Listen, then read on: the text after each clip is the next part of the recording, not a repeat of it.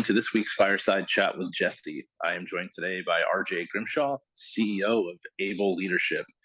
It's great to have you on the program again, RJ. Hey, Jesse, how are you today, buddy? Uh, I think we're at I don't even know how many consecutive days of plus 115 out here, but, I'm in air conditioning, so I can't really complain. And plus, Michigan's about to get a hurricane, I think. So That's I don't know what if I they're can saying. complain too much. That's what they're saying. It's interesting. My brother's been here over the 4th of July weekend, and him and his wife live in Las Vegas, and they were ecstatic to be out of the dry heat there, 115 for 4 days straight. And we went out on our out on the lake yesterday or 2 days ago out on the lake, and at 83 they were chilly.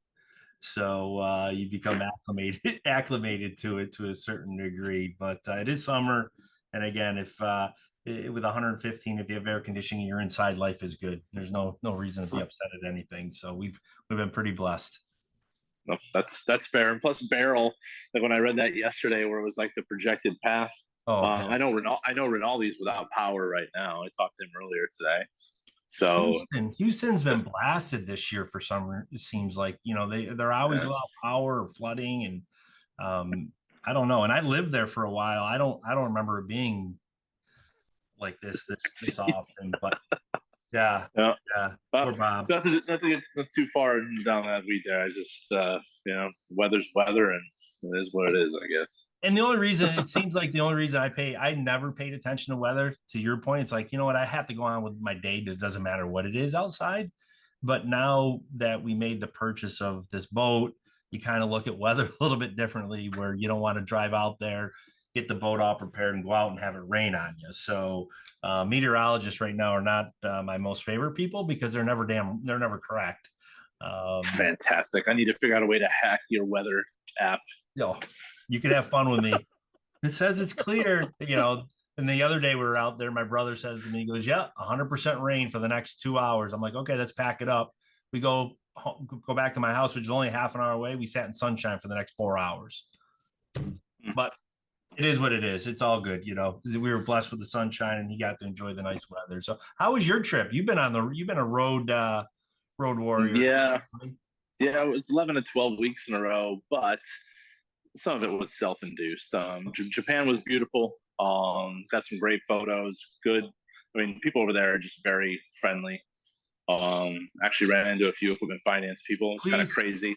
Please expand on that, because my two boys, which are older, they're men, follow you on Facebook. I think you're friends with them, and they saw that, and they came to me and said, Dad, how does this happen?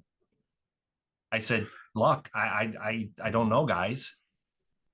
I actually shot a text message to one of the guys from J Matsui about our upcoming golf tournament. And we're friends on Facebook. And he said, hey, just so you know, Darren and Joe are out there over these next couple of days. You should try to touch base. And I'm like, what? Like, what are the odds of that? I mean, obviously, since they were acquired, more likelihood, right? Right. But I just shot a text message to both of them, and we were a mile away. That's awesome. So they were nice enough to travel all the way there, then stay up just to have a couple of drinks. That's what's great about our industry. That right there is what right there captures everything that is drives our industry, where people are willing to do that, halfway around the world, and make time for each other just to have a drink and cocktail. And then you have a story forever, like we're discussing right now, that is just on the cool side. It's just a cool side story. It's just cool. And then there was another friend of both of ours that we talked to, that I heard from somebody else. They shot me a text and said, hey, this guy is there too.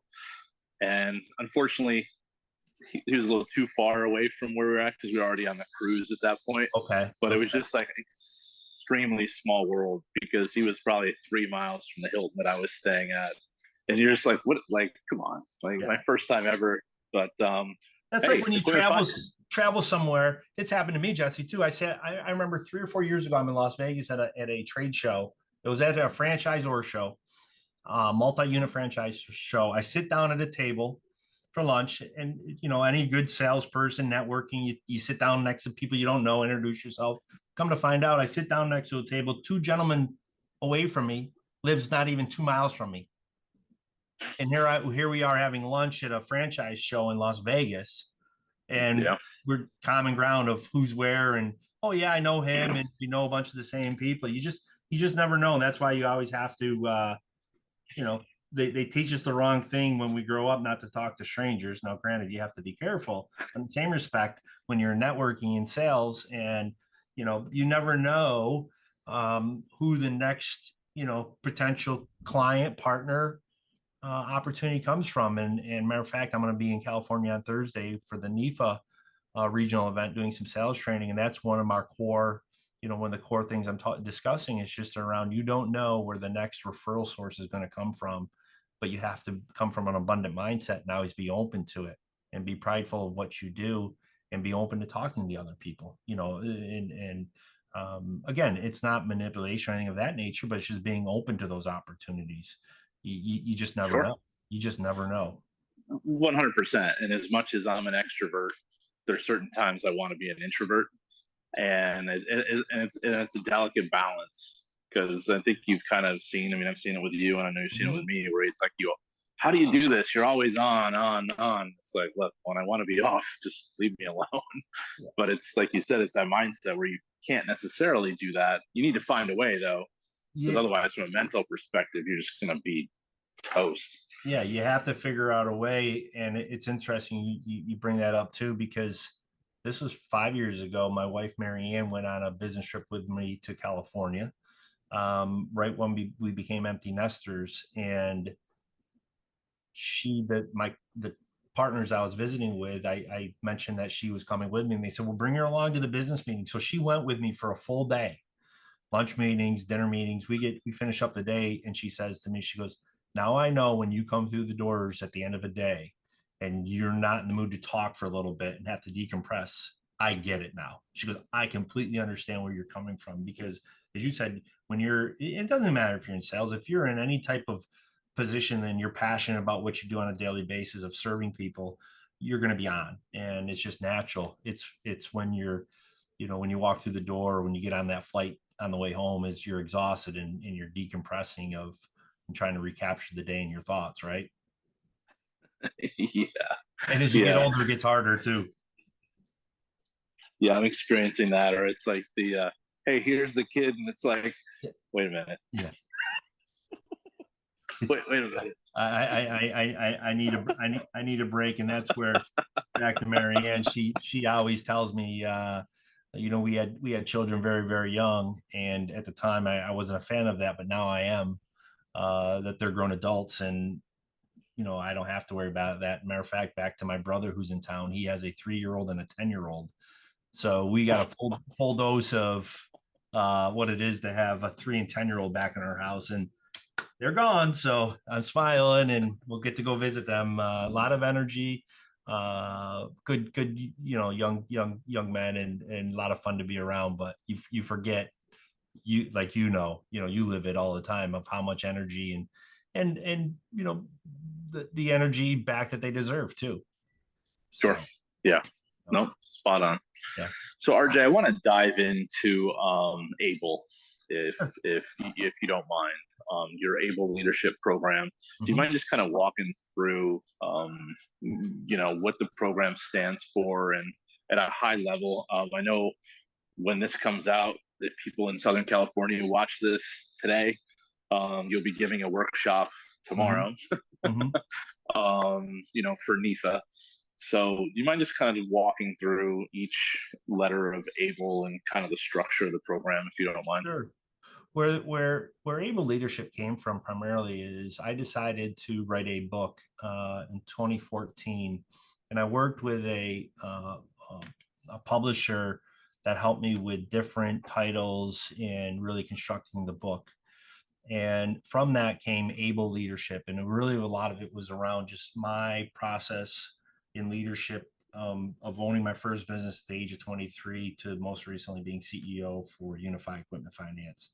And to answer your question specifically, ABLE stands for analyze, build, leverage, and then execute. And then it's really, if you picture a circle, that's the way it looks like. So you have analyze at the top, and you're going to analyze, and really you can look at it from a leadership perspective, or from a consultant's perspective or an advisor perspective, or if you're walking into a new role within your company, you could follow this process. So for the first 90 days, you're really analyzing it. You're looking at your strengths, your weaknesses, who's sitting on the bus and what seat. And a lot of this has been written about before in general principles. I just wanted to put it into a format that I understood and used. So that's A for analyze. The next thing after you analyze, you're going to start building. You're going to build either your processes, procedures, or rehash them and rebuild them. You're building out your team. A lot of times from a recruiting perspective, you figure out maybe someone's on the wrong seat or the wrong skill set, or you need to upgrade a position. Over the last couple of months, in all my conversations, it's been very interesting where people have been evaluating their teams, especially in a downturn like we're in right now. Hard decisions have to be made. And they're looking at, okay, who is sitting where? And this is business, folks. I'm not trying to some people don't want to talk about this, but this is reality. Everyone is looking at a return for an investment, and your salary is an investment by that company, and they need a return for that. Higher the salary, higher the return. So you have to ask yourself, what are you working on a daily basis for the return to the organization? And that's reality, folks. However, with that being said, so many people are at a threshold of revenue per se, and they want to go to the next level. And we're really having discussions around is the team that's in place today, can they get you to that next level? Just like when we were growing Unify from 13 to 36 to 72 to 100 to 150 to 200, the same skill set it's a different skill set from when you were at 13 to 36 than it is from 150 to 200. And you always have to be upgrading your talent, upgrading training internally, upgrading the skill sets internally, or identifying individuals that can join your organization to get you there, because it is a different skill set. Again, it doesn't matter what role you're in. If you're in operations, if you're in credit, if you're in collections, if you're in customer services, you're in accounting, it's different when you scale a business to what it is. So that's the B, it's building. Then we have to leverage what we just built. So that's the L part of it. We're leveraging the systems, the processes, KPIs, the investment in individuals, and then execution. Peter Drucker is one of my mentors, incredible, a business management consultant, and he talks specifically around execution. And that's the difference between successful companies and unsuccessful companies, because at the end of the day, we're really all doing the same thing in our industry, right? We're lending money for businesses to acquire equipment. It doesn't matter if you're doing that or if I'm a football coach. I have to execute my playbook accordingly, right, to be successful. So it comes down to execution, not just the procedures. And then it's that cycle again where, a year from now, guess what? We should be analyzing everything again, or you can break it down to whatever timeline works for that certain people. I have some customers that are on a 90-day cycle where they're going through this, which I think is a little bit aggressive. However, wow. Felt that they needed to do that. And then I have some, it's an annual revisit of systems procedures. I personally believe if you get into a rhythm, and that's what we had at Unify, where the analyzing was always taking place. We were always looking at, as a customer journey, can we enhance the customer journey? Can we improve it? What's the root cause analysis if we had an issue? Because all businesses have issues. It's how do you address those issues and fix those issues so it doesn't happen again. Analyzing technology, that's right in your wheelhouse. So many companies right now are trying to analyze because there's so many tools that are out there. They want to make the correct decision and they want to make the correct investment, and analyze and speak to that at length. Well, yeah. And then you have a lot of these different programs. I mean, before we were recording, we were talking about the add-ons. It's like, can you just, I hate to use the KISS acronym, but it's like, can we just give me what I need and make sure it works? Don't give me all this fluff that just inflates your price. And I don't what do I really need? And people don't understand it. It's sort of like when your kids go to college, just tell me what the tuition is. I don't need 35 line items for a library fee, a tech fee, because what it does, it actually upsets people. To your point right there, you right there, case in point. Just give me the price. It's $4,000 and you get everything. Great. If I want more, or if I want something different, that should be vetted out in the sales process, not after the fact. I'm not going to use the library. I just say $500. If I go to the library, you charge me for it. but don't do this. Don't do this. Don't say, we're going to sell you the library, but every time you pull out a book, it's $1. That's the upcharge. That's where it's like, Yeah. wait a minute, you're a library. You're supposed to have books. Don't upcharge me to do the basic services you're supposed to have. Yeah. So if I'm using Salesforce, and I'm not going to pick on Salesforce, but I'm using Salesforce, it should have all the functionality that I need to leverage Salesforce and not have to pay for an extra module or an extra upgrade. Just give me what I want. I think everyone watching this is just cringe. You'd be like, well, that's the way it is. And I don't know how you fix it. I just think that everybody's frustrated by it. So if you're in a service provider in our industry, could be an opportunity to look at things differently, and try and go with that. But anyways, that's where Able Leadership came from. And primarily the book is just around stories of mentorship with my dad. He was my mentor. His business plan hangs behind me here on my wall. And it's just really a guiding principle. And if you go to rjgrimshaw.com, there's more information in regards to that. And then if anyone that follows me or follows you knows that, my North Star is entrepreneurship, and entrepreneurship really falls into the analyzing, and that plays into the whole innovation versus innovator. So, everyone wants to innovate. However, they're not looking for the innovators. We love talking about innovation, and there's a lot of stats around that you've heard where, if you look at the Google search trends, everyone they'll search the term innovation. However, they don't look at the person element, the people element of it, which is the innovator. And those are your entrepreneurs that follow this. And we teach individuals how to follow this path of Able to become an entrepreneur within their company. So from a workshop perspective, you were kind enough to come out to California, and did our first workshop that we had in Q1 for Equipment Finance Cares. When someone attends a workshop, RJ, like, I know we only have a little bit of time here, what are like the top 3 things that someone can expect to walk out of a session with you? Really, what I go into it is my intent and my goal is if I can have 1 or 2 people change it the way that they think and be confident that they are an entrepreneur, because all the entrepreneurs get the praises, they get the high fives, they get the accolades that they were the entrepreneur. However, it took the entrepreneur to really drive their success back to the execution piece of it. If you do not have that entrepreneurs are the doers for the dreamers. It's as simple as that. And typically your entrepreneur is a visionary. They have great ideas. They need somebody to come behind them to implement them. So that's the first thing I want. My goal is that people can self-identify in my audience that says, I am an entrepreneur and I should be proud of that. And I don't need to go out and start my own business, or leave this. I want to continue learning that. The second thing I want to do is have leadership within the organizations understand that they have to have a system in place to be able to have ideas shared. So many companies say, oh, we do town halls, or we have an employee suggestion box and things of that nature, which are all great. I'm not going to knock those. However, it needs to be part of the culture of idea sharing. 3 out of 4 frontline employees have great ideas to be shared with their management team that will make the customer journey or make the organization more efficient or make more money. However, we don't provide the vehicles for them to be able to share those ideas. And not every idea is going to be a great idea. There has to be context behind it that it makes sense for the organization, but leadership needs to be talking about that. And then the third thing, and we did this at your workshop, was the whole, take a assessment around, are you an innovator or not? And it was very interesting. We worked through that because of the questions that we put together for that, to pull out certain emotions out of people to identify as an innovator.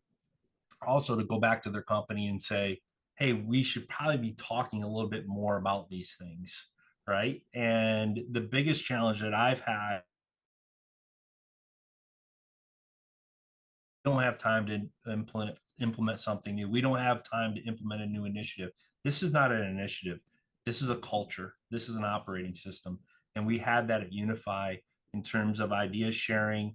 The management team had an open door if they wanted to make changes. in our core operating system. They were able to on our documents. We were able to. However, that trust is earned over time in terms of confidence. So if you're an employer somewhere and you've been working for the same company for 10 years and you don't have that, and you feel you're an entrepreneur, you probably need to find somewhere where you can go leverage your voice. And back to the individual, Jesse, that's what people want. People want to feel to be part of a team, that their voice is heard and they're adding value. Money's important, but at the end of the day, they want to feel part of a community. And we don't have that as much as we used to back, even 5 years ago. It's everyone's looking out for themselves. And there's just not a sense of pride and community. So that's really what I could give you a big sexy answer that my goal is for a bunch of people to call me or things of that nature, which typically does happen. However, I'm more about the individuals that are sitting, that took time away from their day to come and to spend time with me. So I want to make sure that I'm, providing, enough knowledge that they can go back and leverage one or two, I call them golden nuggets within the organization, or personally for themselves. That's really what I wanted. That's my goal and intent of doing the workshops that I do. Perfect. And then what's been the feedback or just responses that you've been getting since you've been doing these? Yeah, it's how do I say this? A lot of my conversations, just like in your world, you have the discovery conversations. I want to make sure that I can help them. I want to make sure that I can add value to the organization. So after we work through that, identifying really where they need help specifically within an organization. And I have clients that range everything from they're entering the market to they're long established and they just want things reviewed, procedures, processes, and also they want to pull some of the magic that we did at Unify, what the team did at Unify. When I start telling the story of what we did and how we grew and we were very efficient. We kept our FTEs down. And then you look at the portfolio performance. I can't take credit for that. That's the team that did all of that. I was just the guy out in front, cheering and leading, and quite honestly being a pain in their butts too, because the standards that I expected was based off of Able, which were a higher standards. And so to answer your question specifically, people are looking for answers, Jesse, but everyone is running at such a pace, they don't want to slow down. As I have a saying, go slow to go fast. You slow down and look at things and analyze it. It's how fast can we fix it? Can we fix it tomorrow? That's one thing that I see. The other thing is people aren't willing to invest in their people. I'm shocked by the level of investment in education. And I'm not talking about leasing 101. I'm talking about right. I mean, that's soft skills. And that's exactly where I was going with that, because people just think, oh, training, it's like 101. It's like, no, and everyone that I have on this program that I see has a GE background. Yeah. I call that out because what they used to do and that level of effort, where it's you start off here, then you go here, then you figure out what you want to do. I mean, there's just none of that. I mean, there's organizations like Great America that still do stuff like that, but like outside of that, it's just minimal. And I know there's some leadership programs where people are trying to do that. It's just unfortunately there's a huge need. And I would think, Jesse, the individuals in our industry that are trying to do that, I applaud them. I think that we need more than one person providing services such as. However, they would probably tell you the same thing. Now they're at a higher cost point, the one that I'm thinking of, than where we are, or even other services. However, I think they would tell you the same thing. Even when you lower the cost point, still people aren't willing to make the investment. And this is the question that this is the question that I don't, when someone says to me, what happens if they leave? Or what, I've invested in them. Well, such bad leadership. What happens if you don't do it? Somebody else is going to open the but I don't even like but I don't even like to play that game of what happens if you don't do it. Right. That's a assumption close and things of that nature. However, this day and age, why wouldn't you want to invest in your especially your up and comers? And if you're fearful of them leaving, you have a bigger conversation to have. You know, people are going to come and go. Yeah. Are you investing in them? Are you making them a better, at the end of the day, I always looked at it from a perspective. Am I making them a better individual for our industry long term, especially if they were younger? Because we're as strong as our next generation, and you and I have both. It's been interesting as we work our way through our career here. You know, we were the young yipper snappers, you know, and you know, why do they do it like this? And we had all the answers. And as you mature through your career, you know, I'm a little bit older than you, but I'm not at the end of it by no stretch of the imagination. And those guys are still out there. Okay. Which, you know, that's good. But we've been hearing about this graying of the workforce. We've been hearing about there's not enough people to fill leadership positions. I've been hearing about this for 10 years. I still don't see it, just because I don't think people leave this industry. Some are, you know, there's been some serious, significant retirements this year, but in the same respect, this is the other thing that the industry is doing. They're not replacing those individuals with the same, how do I put this? The same level of title and same level of commitment. And what I mean by that is, you know, typically they're not giving that person the same type of title, you know, as CEO, president. Maybe now it's a managing member, and that's all by design. Let's be honest, it's all by design, from a compensation perspective. And I'm sure, you know, some people, you know, I'm just telling it the way it is. I guess I never thought about that aspect, but I see it now, especially in talking with as many people as I talk to, where it's like, what is that exactly? What does that title mean? It's so crazy. And I'm not a title person. I'm really not a title person, but I am a title person. Hey, I wasn't a title person until I got the title. Then I'm like, yeah.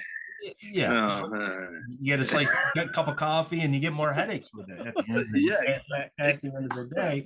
And it's interesting. My dad, he taught me a valuable lesson, and I still do this. He never disclosed to anyone that he was part owner of this company ever. On his card, it read project manager. And your ego would think opposite, right? Your ego would say, Dad, you know, why aren't you? You should be proud.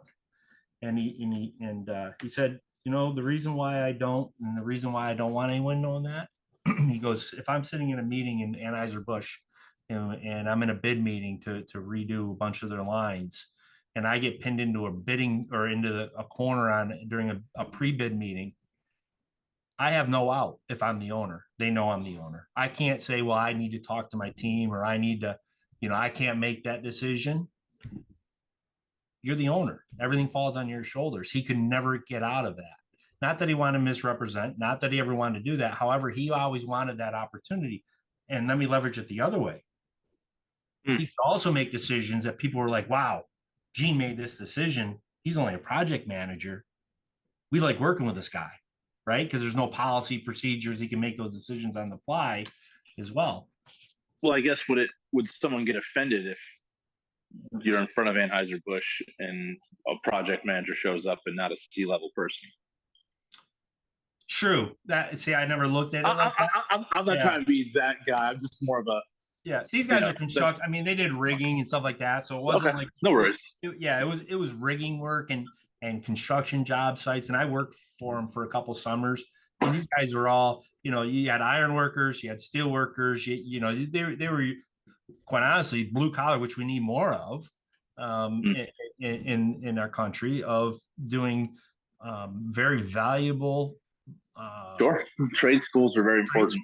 Very important. And so they weren't looking for someone to come into a bid meeting with buzzwords and, you know, let us take that offline and all the catchphrases that we all can't stand. You know, they just wanted someone to make a decision. But yeah, back to titles.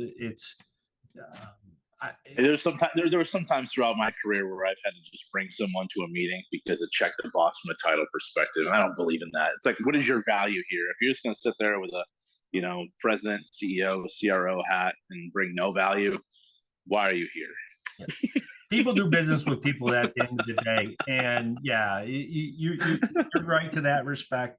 Um, and even when I would make sales calls with my team, a lot of times, and this is more over the phone than anything else, where there wasn't a business card, I would never, they wouldn't introduce me as CEO president. Now, if it was a big meeting, yes, they would, of course, but if it was just a customer or what have you, because I didn't want the customer to feel intimidated either. Remember, Sure. The company, the customer doesn't know the size of your organization, right?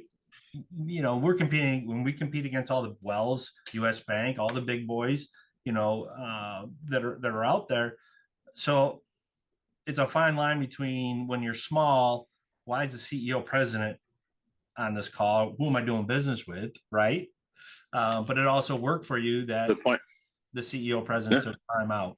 So I'm not sure how we got on titles, but I think it's okay. I think we got on titles by retirement. People when they're retiring, and the replacements aren't getting the same type of titles and things of that nature. Everything we're talking to has a purpose behind it, and people that are listening, it's like, look, here's what you and I've been through in our careers. Yeah, titles are just a title. Well, you chase a title until you get it, like everything, right? And then it's like, okay, I got it. However, I will say that over the last 8 months or so, I've been blessed and fortunate enough to be presented a lot of different opportunities. I've been extremely selective, but title has come into the conversation. So I'm a hypocrite right now by saying it doesn't matter because that was how I was going to end this interview. So yeah, we can save some of that for later. but everything from co-founder to it's interesting. But again, when I first started my career, I was like, as long as my paycheck shows up every couple of weeks, you can call me whatever you want. Right. So yeah. So going from I think you worked for a couple financial institutions prior to now being on your own. Let's talk about that transition. Yeah. If that's okay.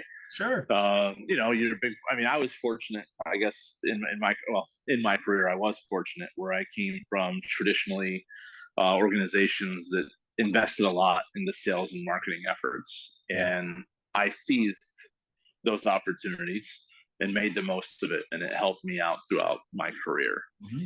Now, when you're on your own. Yeah. Those budgets, like, how am I paying for that? Like, what's going on? Wait, it's me?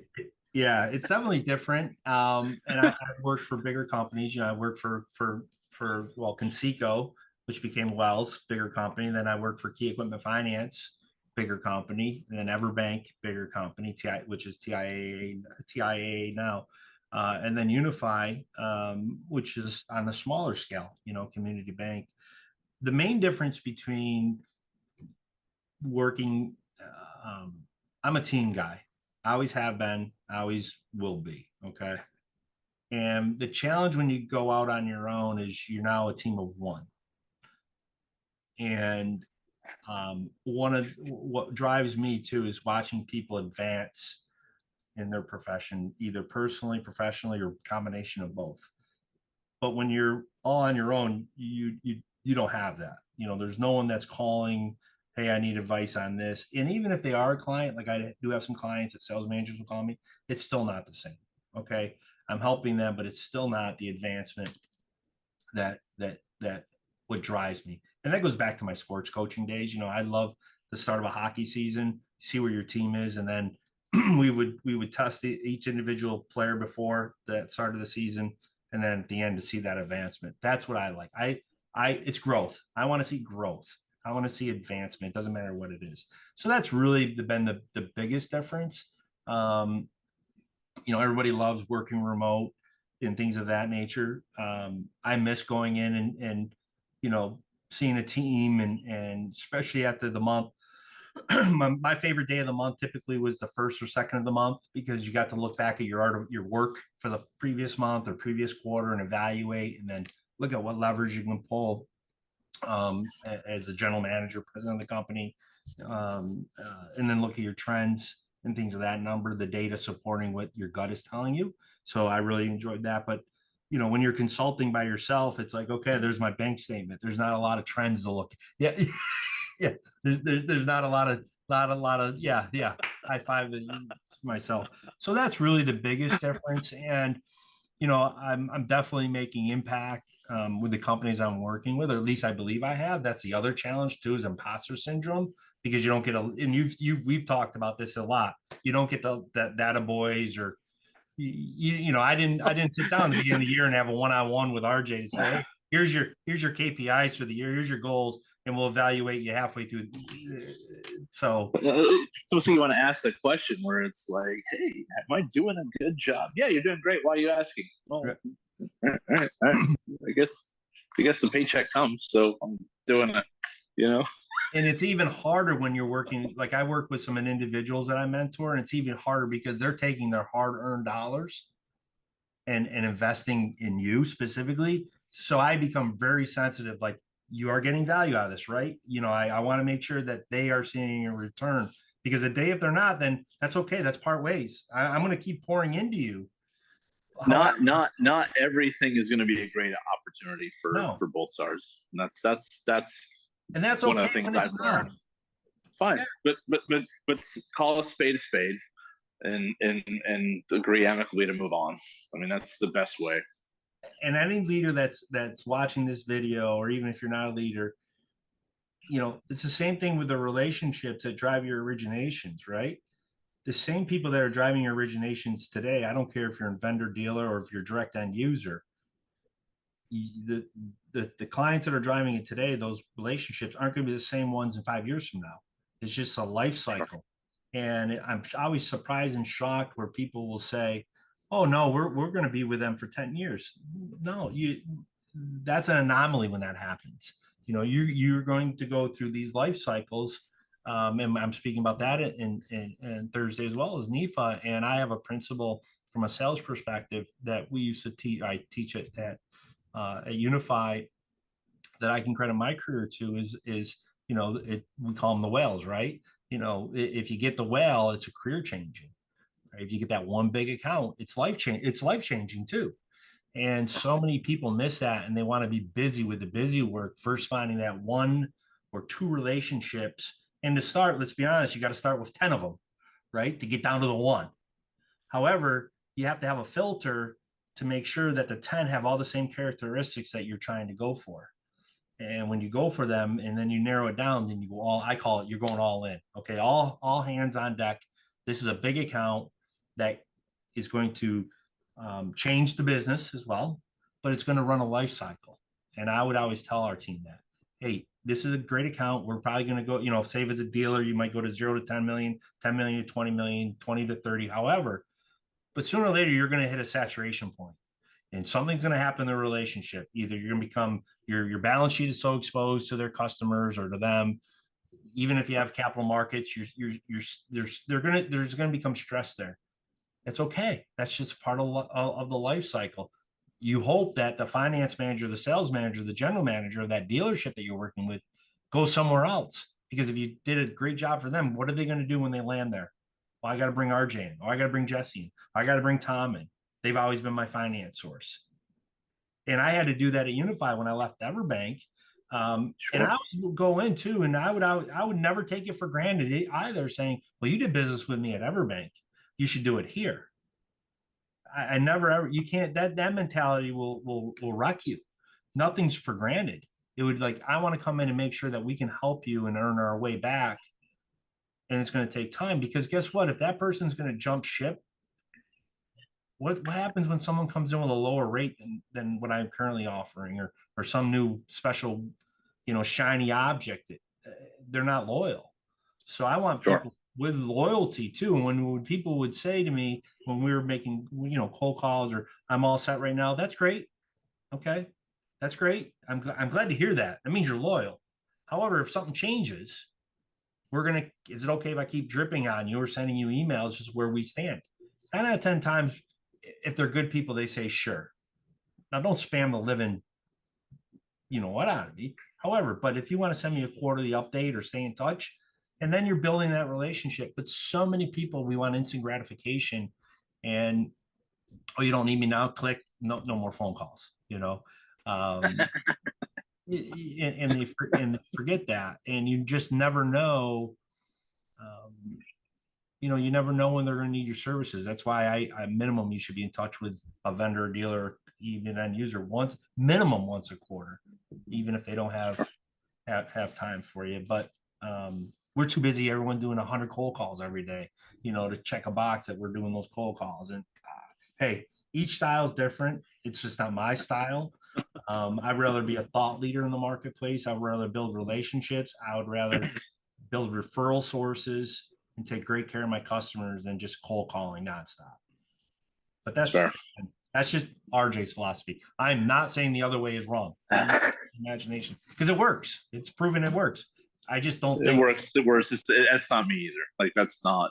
I cringe when my phone rings now. I if cold call or spam call or you have to. Yeah, no. I'm on the same page. I'm on the same page. So what advice would you have if there's someone that's like, yeah, because I hear it frequently now, because people are like, God, if Jesse can go out and do this, why can't I? But as far as like, if people are sitting there like, yeah, I want to go be a consultant, I want to go be a coach, I want to quit this 9 to 5 and go and put it all on myself and go, like, not to say it's a bad thing. I don't have any regrets. I've learned a lot. And each situation is completely different.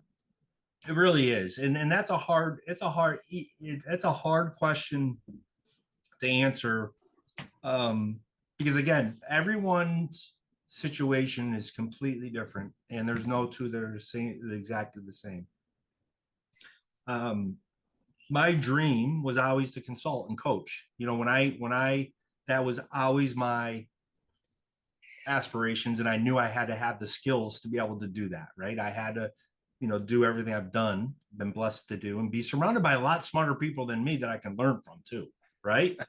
Yeah. So that's the other thing. And you if you want to consult and there's actually, I wish there was more consultants in our industry. I think there needs to be more Jessies. There needs to be more Scott Wheelers, Bob Rinaldi's, even Alta, what Alta does. And I'm probably missing some that fly under the radar, that do a great job and just, do it on their terms. But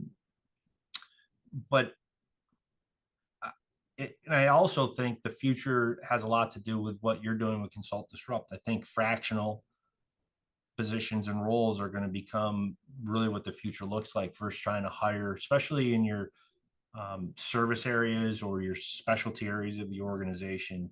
I think it's hard to outsource originations. However, there's no reason you can't outsource customer service, collections, fractional CFO work, fractional, marketing work.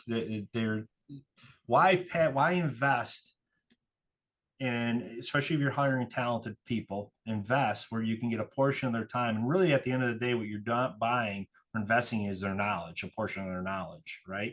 How they do things and experiences. And that's all I'm doing. I'm just taking 20 plus years of knowledge, everything from running a bar business to equipment financing industry. And I love business. And then trying to take that knowledge and help customers or help clients. So I would say if you are full-time 9 to 5 and your dream is to go out on your own, just put together a really good plan. Make sure you understand your identified client base. Pick up the phone and call people like Jesse, call myself, call even Jamie, you call her. There's so many people out there you can call and pick their brains up.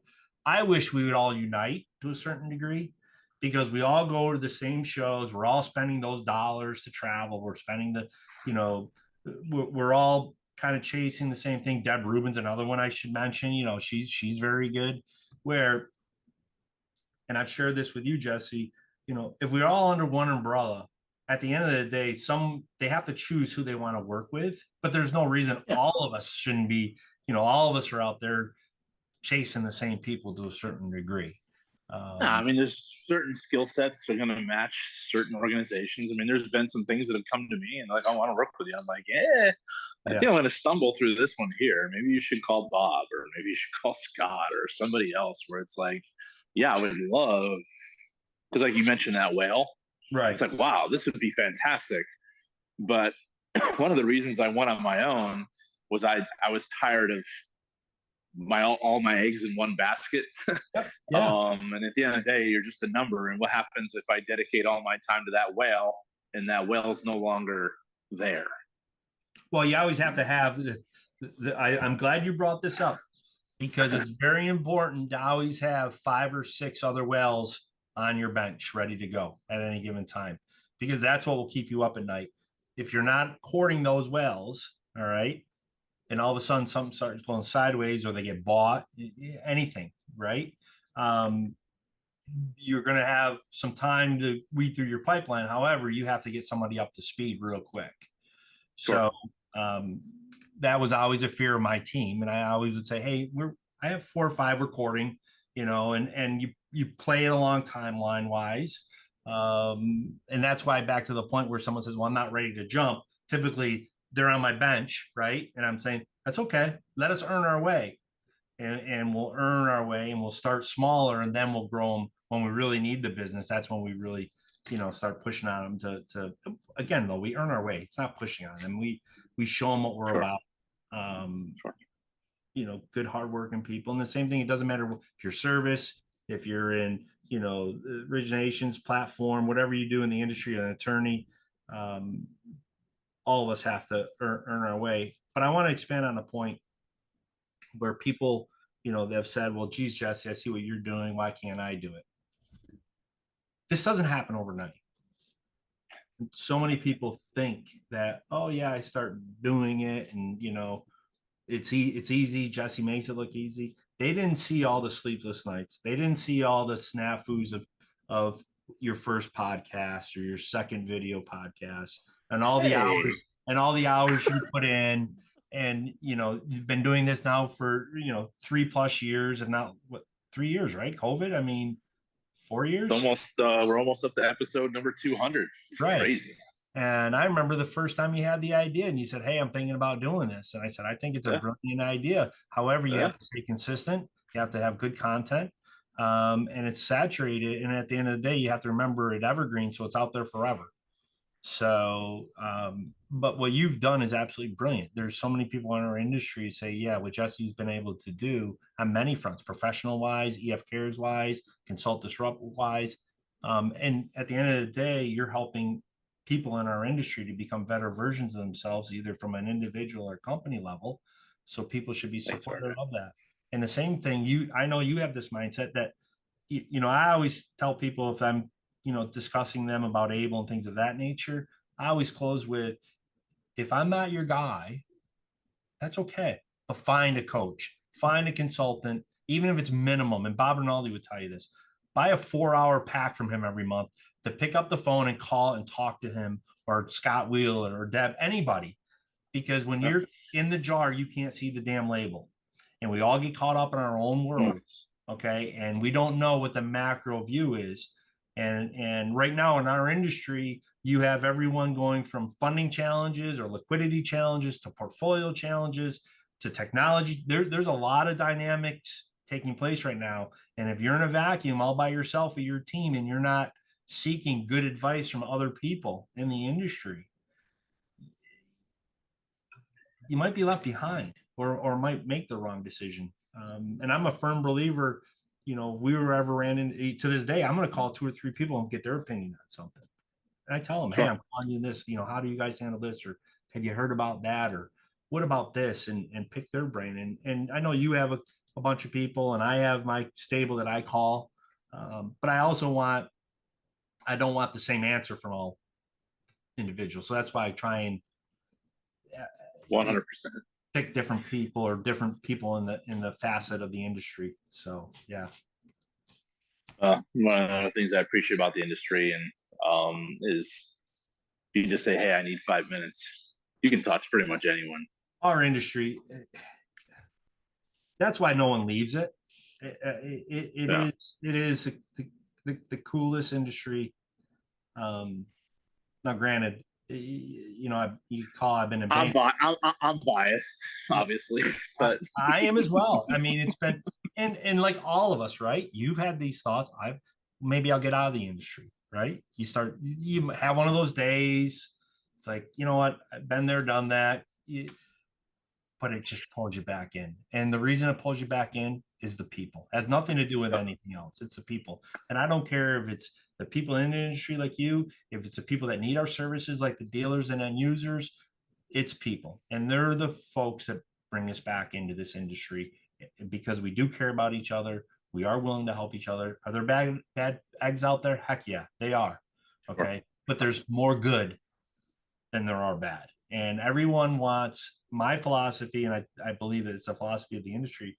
I want everyone to be, there's enough business to be had out there that everyone can do well, make a good living, and at the end of the day, serve our business customers that we need to. Same page, RJ. Yeah. So, I know I've taken up quite a bit of your time, but I want to end on a note here. So what's next for RJ? You've been on your own, for, a little while now. Yeah. It's a good question. As I alluded to earlier, I've been very, not to say that you have to answer it, but just more of a curiosity. I have to say that I've been very blessed and very fortunate that I've had a lot of great opportunities presented to me. Everything, all industry specific, however, different type of things in the industry. From a liquidity perspective, there's not a lot of banks right now or finance companies saying, hey, we want to deploy capital, right? So they've been limited a little bit, but I have had a couple, that are looking to enter it. I had a couple service providers. But really, at the end of the day, what I want to do is go somewhere that I can make a meaningful difference. If I decide, Able will always be Able. Able will never go anywhere. Able will always be, and that's one of the prerequisites. When I talk to people, like, hey, Able's not going to go away. I don't need a job. Okay. However, if my skill set and you believe I can come to your organization and add value, and you're okay with that, then let's talk. And that's what we're doing right now. I'm fairly close, kind of excited to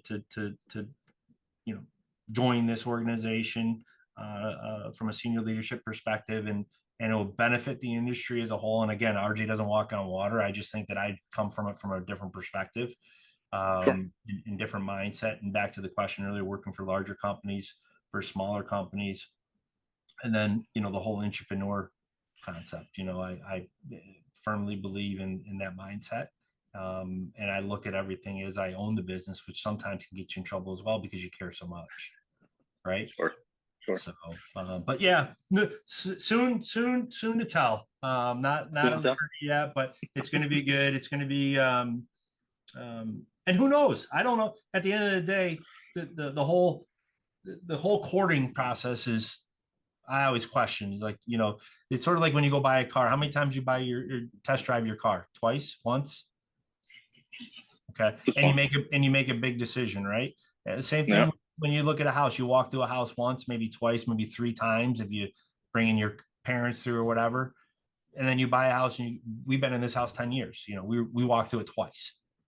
Same thing with jobs, or positions when people come together, a couple conversations. And I always love the couple of conversations where people say, oh yeah, we had it over a couple of bourbons and cigars, and next thing we're working together, right? Those are the best. Sure.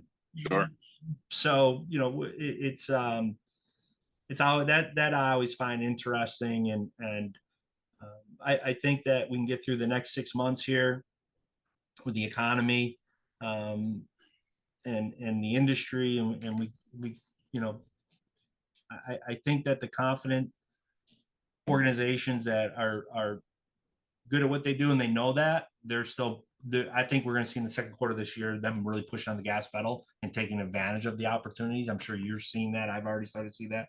People that are in a good liquidity perspective, good human capital perspective, they see blood in the water right now, and they want to take advantage of it, not to the detriment of our industry. Believe me, at least the clients I work with, they want everyone to be successful. just like I do. Sure. However, Sure. they're making the investments because they have an opportunity to go in certain markets, certain areas that maybe they didn't before. Well, and they were also cautiously optimistic, and they saw some of these things coming, and they weren't taking advantage of. Right. They're students of the game. They're students of the industry. They're big picture thinkers, and those are the people that are those are the organizations that, quite honestly, I want to work with because they get it. So yeah. All right, sir. Well, RJ, thanks again for joining me on the program, sir. Looking forward to our paths crossing probably at the EF Cares golf event in August. And I want to thank you for everything that you do for our industry. You know, you're a voice of our industry. You motivate a lot of people. They see what you've done.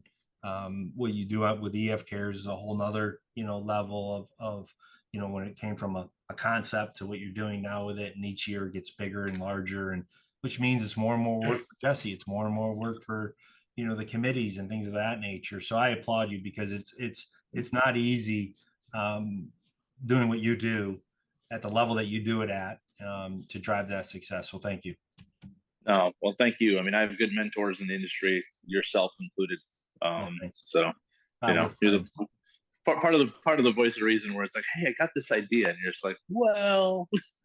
But I've learned over time not to say. Usually, what I'll say is, I wouldn't do that, but I still do it. It sounds like a good idea. Just I don't have the energy, or I wouldn't do it. But you've anything that I've ever doubted, not doubted, but like, you've proved me wrong. So that's why I don't. Hey, I'll support you whatever I need to do. So. All right, sir. All right, buddy. Well, it's good seeing your face. We'll talk soon, RJ. Thank you. Thanks, Jesse. All right.